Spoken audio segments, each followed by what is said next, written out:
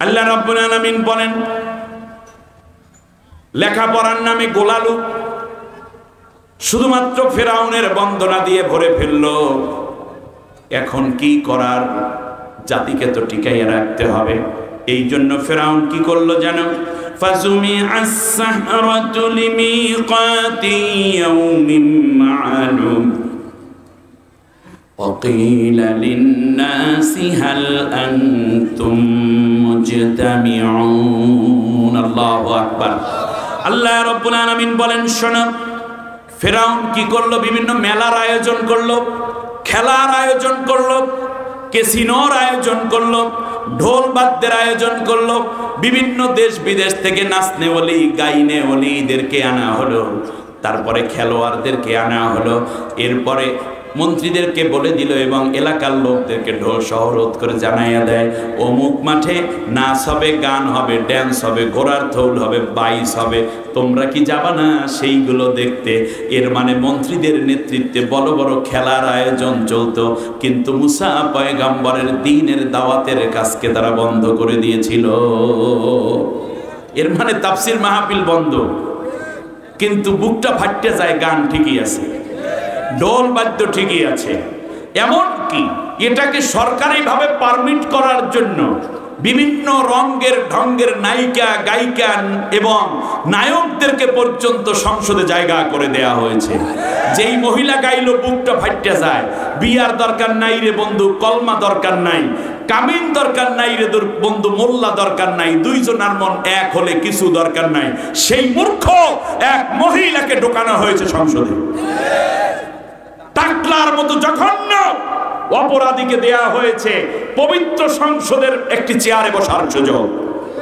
এমনকি বাংলাদেশের খেলোয়াড় এবং নায়কদেরকে যেহেতু তার কথাই এমপি মন্ত্রী হয়ে যায়, নমিনেশন দিয়ে তাদেরকেও মিলাইয়া একটা জোট বানাইয়া, অর্থাৎ ধর্ম থেকে ইসলাম থেকে ফেরানোর জন্য অন্যদেরকে কিভাবে আকৃষ্ট করা যায় সেই দিকেই তাদের মনোযোগ বেশি ছিল।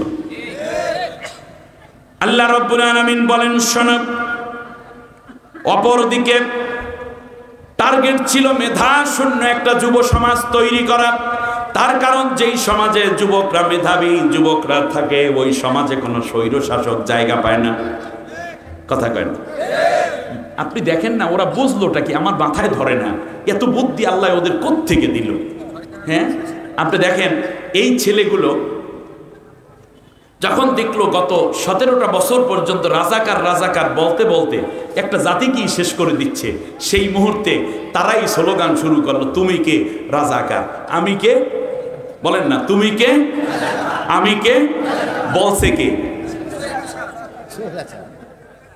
এই কথা শুনিয়া আমাদের জাফরিক বালশা সে বলিল যে আমার লজ্জা লাগে ইউনিভার্সিটি যাইতে, পোলাপাইনি করলেও আপনার আর আসিতে হইবে না। এই মুক্তিগামী ছাত্রদের বিরুদ্ধে এই ধরনের জঘন্য মন্তব্য করার কারণে জাফর ইকবালকে দ্রুত গ্রেফতার করে আইনের আওতায় আনা উচিত। ঠিক না বলেন? فآمن لموسى إلا ذرية من قومه على خوف من فرعون وملئهم أن يفتناهم إن فرعون لعال في الأرض وإنه لمن المسرفين। সূরা ইউনূসের 83 নম্বর আয়াত। আল্লাহ রাব্বুল আলামিন বলেন, সচেতন, বুদ্ধিমান, বিবেকবান, মেধাবী যুবকরা ঈমান আনলো মুসার উপরে জ্ঞান পাওয়ার জন্য। সুবহানাল্লাহ বলেন। অতএব জ্ঞান পাওয়ার জন্যই কেবলমাত্র ইসলামী ইন্টেলেকচুয়াল দলে, সে ছাত্র সংগঠন হোক আর মুরব্বী সংগঠন হোক, একদল মানুষ যোগদান করতেছে সমানে। ঠিক না বলেন? মুসার দলে যোগদান করলো, সাথে সাথে যারা ঈমান আনলো তাদেরকে বলল, আসো তোমরা ঈমান আনছো। ক্বালা আমানতুম লাহু ক্বাবলা আযানা লাকুম, আমি তোমাদেরকে ইউনিভার্সিটিতে পড়াই, আমি হাই স্কুলের বেতন ফ্রি করে দিলাম, কলেজে পোশাক পরিচ্ছদের ব্যবস্থা, বই পুস্তকের ব্যবস্থা করলাম আমি, খাওয়ন দাওয়ন দেই আমি, আর আমার অনুমতি ছাড়া মুসার দলে যোগদান করছো, আয় তোদের জন্মের মতো একটা শাস্তি দেব। কি শাস্তি দেবে সেইটা কোরআনে আল্লাহ তাআলা বলছেন, ফালা উকাত্তিআন্না আইদিয়াকুম ওয়া আরজুলাকুম মিন খিলাফিন ওয়া লা উসাল্লিবান্নাকুম ফি জুযুইন নাখল। সূরা তাহা ৭১ নম্বর আয়াতে আল্লাহ রাব্বুল আলামিন বলেন, এই যুবকদেরকে লক্ষ্য করে বলল, তোমরা যেহেতু মুসার দলে যোগদান করেছো, এই অপরাধে তোমাদের হাত এবং পা বিপরীত দিক থেকে কেটে দেব। হাত কাটবো কারো, পা কাটবো কারো, কারো ডান হাত বাম পা, আর কারো বাম হাত ডান পা, আর কাউকে খেজুর গাছের সাথে বেঁধে শুলিতে চড়াইয়া মারবো। ভয় দেখাইলো কে? ফেরাউন।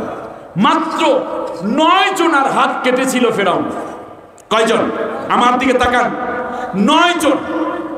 কিন্তু লেডি ফেরাউন কি করলো? যাওয়ার সময়